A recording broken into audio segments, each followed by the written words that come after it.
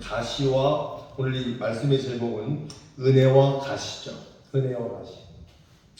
은혜와 가시가 연결이 됩니까? 서로 다른 얘기죠.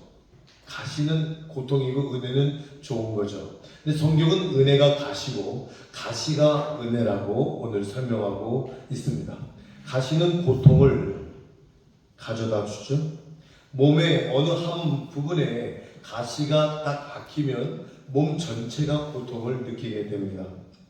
가시가 몸에 박혀 있는 동안은 기쁨도 사라지게 되죠. 마음의 평강도 없어지게 됩니다. 몸에 가시가 딱 있으면요, 이게 막 거슬려가지고 아프고요, 괴로움과 고통을 주는 그러한 가시. 그런데 성경은 이 가시가 성도들에게는 필요하다고 오늘 말씀하고 있습니다. 무슨 얘기일까? 왜 우리에게 이 가시가 필요하다고 한 걸까요? 오늘 본문에 나오는 이 사도 바울이 말하는 가시는 딱딱하고 모처럼 뾰족하고 찔리면 큰 상처가 나고 심하면 죽기까지 하는 그러한 가시를 두고 말하는 겁니다. 가시의 종류가 많죠. 여러분, 제가 오늘 얘기하는 이 그러한 자연에서 나는 뾰족한 가시가 박혀서도 고통스럽지만, 오늘 말씀에서 이야기하는 가시는 질병을 통하여 오는 가시, 사람을 통하여 오는 가시, 나의 실수를 통하여 오는 가시가 있다는 이야기를 하려고 합니다. 바울 사도가 시달렸던 가시는 그에게 있는 병이었습니다. 그의 병이 정확하게 무엇인지는 모르지만 성경학자들은 아마 눈병이 아니었을까 그렇게 이야기하고 있습니다. 여러분, 저도 과거에 이 눈다락지가 나서 이게 막 부풀어 오를 때 그냥 놔두면 수개월이 걸려요. 수개월. 그런데 의사 선생님이 아주 날카로운 그 나이프로 탁 째고 항생제를 주면서 2, 3일 있으니까 싹 없어지더라고요. 근데 과거에는 그러한 의료기술이 없었을 때는 이 눈병으로 인하여 고통을 당하고 생명까지 위협하는 상황이었습니다. 많은 사람들 앞에 복음을 전해야 하는 것은 대단한 사건이 아닐 수 없었습니다.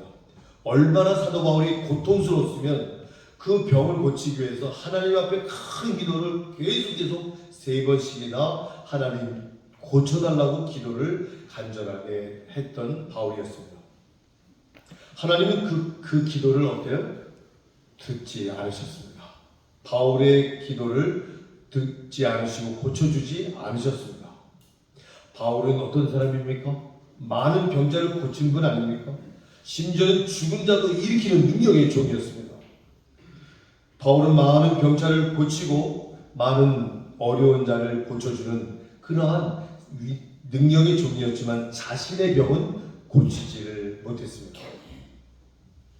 이것을 나중에는 사도 바울이 얘기하면서 나에게 필요한 가시였다고 말하고 있습니다. 우리에게 있는 질병 가운데 가시로 준 병들이 있죠. 이것은 고침을 받지 못하는 상황도 있는데요. 다만 하나님께서 우리에게 이길 수 있는 힘만 주실 때가 있습니다. 세상에는 질병으로 시달리는 성도들이 많죠. 어떤 이들은 심장에, 어떤 이들은 신장에, 어떤 이들은 관절에, 어떤 이들은 허리가, 어떤 이들은 위장에, 어떤 분은 간이 나빠서 고통을 느끼며 살아가는 분들이 있습니다. 그러나 그러한 모든 가시가 그들에게 있어서 어쩌면 우리에게는 필요한 상황일 수도 있다는 이야기를 성경은 이야기합니다. 어떤 분은 매일 아프면서 아프다고는 오래 사시죠? 여자분들이 특별히 많이 아파하면서 남자들보다 오래 사시죠? 네. 두 번째는 사람을 통하여 오는 가시가 있습니다. 사람 가운데 항상 가시 노릇을 하는 사람도 있죠. 그 사람이 없으면 좋겠다고 생각하지만 막상 그 사람이 없어지면 또 다른 날카로운 가시가, 그러한 가시 같은 사람이 생기는 것을 봅니다. 예수님이 가룟 유다는 가시였죠. 다윗에게 사울은 가시였습니다. 야곱에게 있어서 에서는 가시였습니다. 아브라함의 아내 사라에게는 하갈이 가시였습니다. 사무엘상 1장에 나오는 한나의 가시는 분인나라는 그러한 가시가 있었습니다. 하나님은 우리 성도님들에게 사단의 가시가 항상 따라다니게 하죠. 정신을 차리지 않으면 항상 아픔과 상처를 받게 됩니다. 사람을 통해서. 사람 중에는 사단의 앞잡이가 되어 가시 노릇을 하는 사람. 사단은 사람을 통하여 항상 의로운 사람들을 괴롭히죠. 바울 사도가 찔린 가시는 바로 사람을 통하여 찔린 가시였습니다. 바울은 많은 사람들에게 능력과, 오늘 말씀에 나오죠, 핍박과 능력과 모함을 사람을 통해서 받았어요. 그 가시를 받고 찔리는 거지군요. 바울이요. 너무 아픈 거예요. 바울 사도는 가는 곳마다 유대인들에게 핍박을 받았고 능력을 받았고 모함을 받았습니다. 이러한 사람들을 통한 이 가시가 굉장히 힘들거든요. 여러분, 인간관계가 힘들지 않으세요? 힘든 겁니다. 쉬운 게 아닙니다. 사도 바울의 항상 이러한 가시가 사도 바울을 찌르고 있었습니다. 우리 중에도 어떤 사람은 시어머님이 가시가 될 수 있고요, 반대로 며느님이 가시가 될 수 있습니다. 또 어떤 때는 자식이, 어떤 때는 아내가, 어떤 때는 남편이 사람을 통하여 그 가시가 나를 찌를 때가 있다는 거예요. 이상하죠? 가장 가까운 가족일 때. 왜냐하면 그 배우의 역사는 사단이 역사이기 때문에 그렇습니다. 어떤 때는 직장의 상사가, 동료가, 또한 부하 직원이 나의 가시가 될 수가 있다는 이야기입니다. 이웃에 있는 사람이 나의 가시 역할을 또한 하기도 합니다. 세 번째는 뭘까요? 실수를 통한 가시죠. 이것을 자신 속에 오는 죄책감에서 오는 아픔이에요. 양심의 고통을 받는 가시죠. 베드로는 예수님을 부인한 것 때문에 일평생 눈물로 회개하며 살았다고 합니다. 베드로가 예수님을 부인할 때 닭이 울었죠. 세월이 지나면서 늘 회개하며 살았던 이 베드로는 닭이 울 때마다 예수님을 부인했던 자신의 실수가 생각이 나서 이 양심이 자기를 찌르는 거예요. 양심의 고통을 느끼는 거죠. 예수님을 사랑했던 베드로에게 이것은 일평생 씻을 수 없는 아픔이었습니다. 남편의 실수로 부인이 평생토록 가시가 될 수 있고요.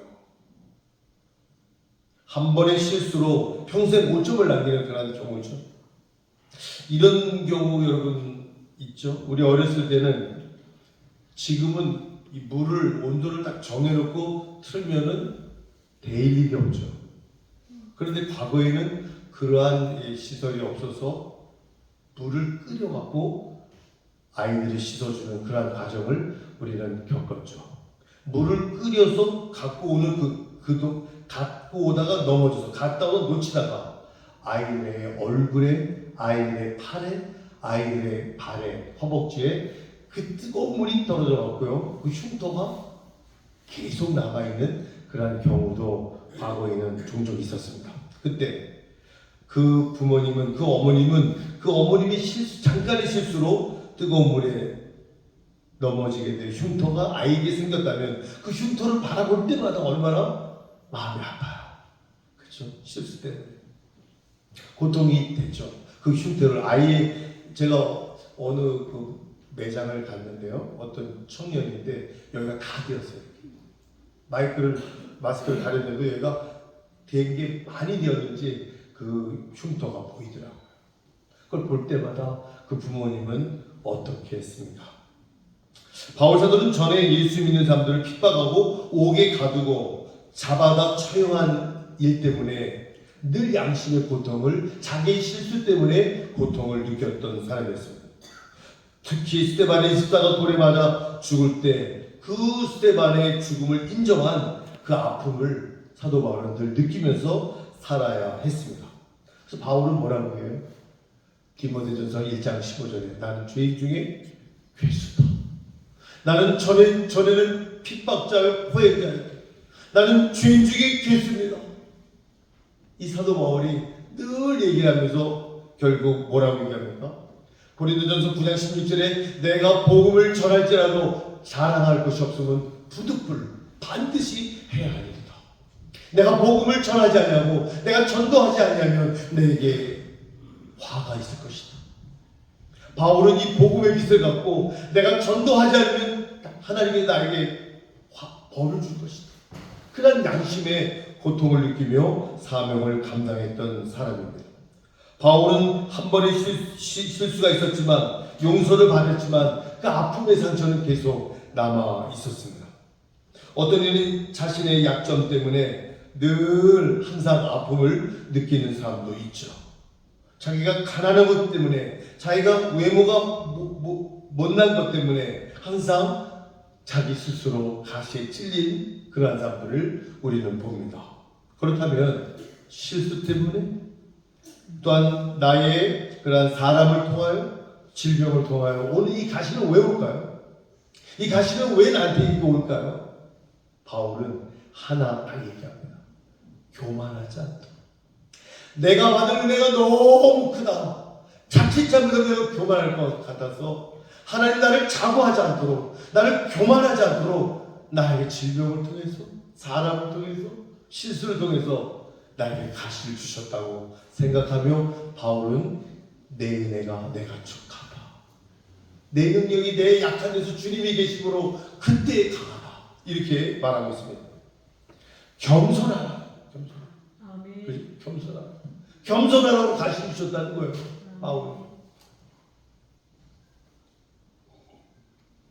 바울은 능력이 좀이었고 바울은 3층 세계, 천국의 그러한 계시를 본 사람입니다. 그래서 바울은 내가 받은 내가 너무 크다. 내가 교만하기 싫다. 겸손하라고 사도 바울에게 가시를 주었다는 이야기입니다. 위대한 인간에게도 흠이 있고 부족한 것이 있죠. 이것은 겸손을 위해서 필요한 겁니다.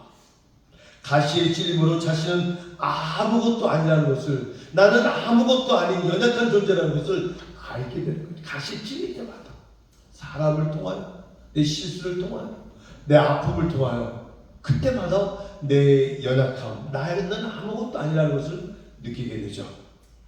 오늘 본문의 12장 7절에 보면 내가 여러 계시를 받은 것이 지극히 크므로 너무 자고하지 않게 하시려고 내 육체에 가시를 주셨으니. 맞죠? 이는 나를 줘서 너무 자고하지 않게 하려 함이라고 말합니다. 바울 사도는 받은 은혜가 너무 크고 많았기에 교만하지 못하게 가시를 하나님이 함께 주셨다는 겁니다. 바울 사도가 그렇게 훌륭할 수 있었고 그렇게 겸손할 수 있었던 것은 그에게 가시가 있었기 때문입니다. 가시가. 그를 찌르는 가시가 없었다면 그 자신도 그만한 은혜를 감당하지 못했을 겁니다. 베드로는 실수 때문에 일평생 고개를 들지 못하죠. 그 실수의 가시 때문에 늘 주님 앞에 죄송하죠. 그는 수제자로서 의실에다가 자기가 실패한 사실을 알게 되었고 그러기에 그렇게 능력이 있었고 예수님의 대리자의 위치에 있었지만 점점점 겸손할 수밖에 없었던 베드로였습니다. 일평생 가시에 걸려 살아가는 사람은 훌륭한 사람입니다. 가시를 의식하며 살아가는 사람. 강하고 위대한 사람일수록 의외로 연약한 면이 많다는 것을 우리는 압니다. 강하고 큰 인물일수록 사단의 가시로 크고 강하게 다가온다는 사실을 기억해야 됩니다. 겸손하지 못한 은혜는 은혜가 아닙니다. 겸손하지 못한 능력은 능력이 아닙니다. 여러분, 많은 사회에서 정치하고 많은 그런 인물들이라는 사람들이 있는데 겸손하지 못하면 그건 능력이 아니에요. 겸손하지 못하면 그건 권력이 아니에요. 겸손할 때 그 권력은 능력이 있는 거고요. 겸손할 때 그 지식은 위대한 지식이 될 수 있다는 거죠. 두 번째로 왜 이 가시를 주셨을까요? 은혜를 풍성하게, 하나님의 은혜를 풍성하게 주시기 위해서 하나님이 가시를 주셨다는 겁니다. 고통이 있는 사람은 울부짖죠. 하나님 앞에 간절히 기도하죠. 시스기야 왕은 왕의 신분으로 하나님 앞에 통곡하며 기도하죠. 고통이 있어서 그렇게 기도한 겁니다. 히스기야는 이 암 때문에, 가시 때문에 울며 몸부림칩니다. 가시가 아니면 벌써 나태해지고 부패해졌지만 가시가 찔리기 때문에 어쩔 수 없이 하나님을 찾습니다. 가시 때문에 기도하다가 하나님의 능력을 힘입고, 가시 때문에 믿음도 성장하고, 가시 때문에 인내심도 생기고, 가시 때문에 사명감도 생기게 됩니다. 가시는 우리에게 고통을 주지만, 그러나 그 가시 때문에 우리는 또한 하나님의 은혜를 입게 된다는 이야기입니다. 내가 연약한 존재가 아니면 하나님의 은혜를 구하지 않습니다. 자기가 능력 있고 대단하다고 생각하는 사람들은요, 하나님의 은혜 구하지 않습니다. 내게 아픔이 있기 때문에 치료의 은혜와 위로의 음성을 듣기를 원하는 거죠. 바울 사도는 자신의 가시 때문에 3번이나 작정하고 기도를 했지만 고쳐주기보다는 주님이 말씀하시기를 뭐라 그래요? 내 은혜가 족하다. 내 능력이 약한 데서 온전해짐이라고 사도 바울은 응답을 받습니다. 바울 사도가 은혜를 풍족하게 받을 수 있었던 것은 연약한 것이 너무 많았고 가시가 너무 많았기 때문에 사도 바울은 위대한 하나님의 일꾼이 될 수 있었습니다. 예수를 잘 믿는 사람 치고 가시가 없는 사람이 없어요. 모두 다 있어요. 저도 그 가시를 통해서 여기까지 온 겁니다. 연약함이 없는 사람, 부족함이 없는 사람, 가시에 찔림이 없는 사람, 저는 그 사람 불행한 사람이라고 생각합니다. 이러한 사람은 은혜를 체험할 수 없기 때문입니다. 그런 사람은 열심도 없어요. 그런 사람은 기도하지 않습니다.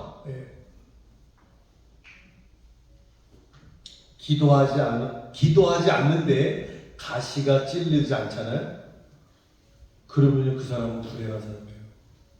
충성하고 하나님 앞에 더 나아가지 않는데도 가시가 찔리지 않잖아요. 그러면 그 사람은 행복한 사람 아닙니다. 축복도 아닙니다. 내가 기도하지 않을 때 가시가 나를 찔리고요, 내가 하나님 앞에 점점 나아가지 않을 때 가시가 나를 찔러야만이 그 사람은 은혜 받을 만한 사람이에요. 축복의 사람인 줄 믿습니다. 바울 사도가 능력이 없어서 자신의 병을 고치지 못한 게 아닙니다. 예수님이 능력이 없어서 다른 유다를 대항하지 않은 게 아닙니다. 바울은 죽은 자를 살리는 권능이 있었고 감옥의 문도 열 수 있었던 그런 능력의 종이었지만 자신의 병에 시달려야만 했습니다. 그것이 바로 사도 바울의 은혜였습니다. 가시에 대한 올바른 지식이 있기를 바랍니다. 가시에 대한 올바른 지식이 없다면 신앙이 잘못되었습니다. 능력이 만능 아닙니다. 하나님의 은혜가 뭡니까? 가시가 은혜라는 거예요. 가시가 은혜라는 거예요. 가시가 저주 아닙니다.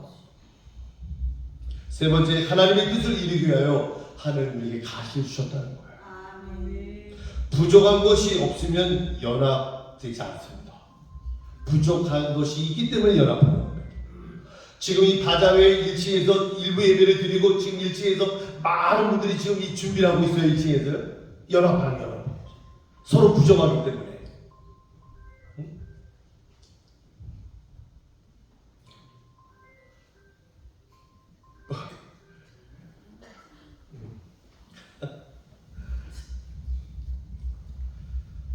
서로가 흠이 있고 약한 것이 있기 때문에 협력이 필요하고 조화가 이루어질 수 있습니다.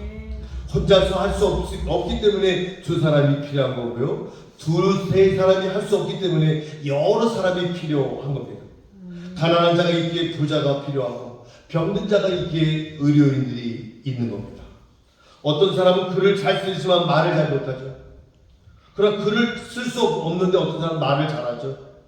하나님은 이 연합과 조화의 아름다움을 위해서 가시를 주는 겁니다. 가시가 나쁜 게 아닙니다.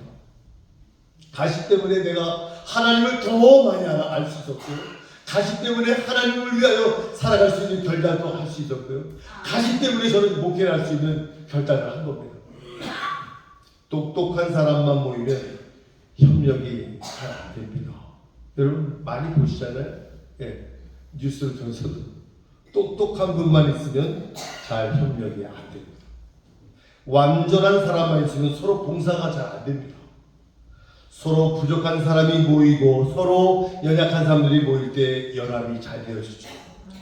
이것을 로마서 8장 28절에 하나님을 사랑하는 자 곧 그 뜻대로 부르심을 입은 자들에게는 모든 것이 협력하여 선을 이룬다는 그러한 말씀. 협력하여 선을 이루기 위해서 하나님 우리에게 가시를 준다는 협력하여 선을 이루는 것이 바로 하나님의 뜻입니다. 하나님의 뜻을 이루기 위하여 연약함도 주십니다. 아픔이 있는 곳에 사랑이 있고요, 사랑이 있는 곳에 또한 아픔이 있어요. 서로 도우며 살기 위해 가시를 주셨다고 믿으시기 바랍니다. 나의 아픔을 다른 사람이 채우고 다른 사람의 아픔을 내가 채우며 살아가는 것이 아름다운 사회이고요, 아름다운 교회입니다. 그러한 교회를 우리가 만들어 가시기 바랍니다. 여러분, 저는 가시 때문에 하나님 앞에 감사합니다. 저는 이 가시 때문에 사랑을 배웠습니다. 저는 이 가시를 통해서 인내를 배웠습니다. 저는 이 가시를 통해서 겸손을 배웠습니다. 가시를 통해서. 연회원 1283개 교회의 목회자들과 평신도 장로님들이 얼마나 저를 위해 주는지 모릅니다. 그러나 겸손을 이 가시 때문에 배웠기 때문에 이 감독을 하는 동안 더 낮아지고 더 낮아지는 그러한 하나님을 바라봅니다. 가시를 통해서 하나님의 뜻을 이룰 수 있는 우리 비전교회 모든 성도님들 되시기를 간절히 주님의 이름으로 축원합니다. 기도하겠습니다.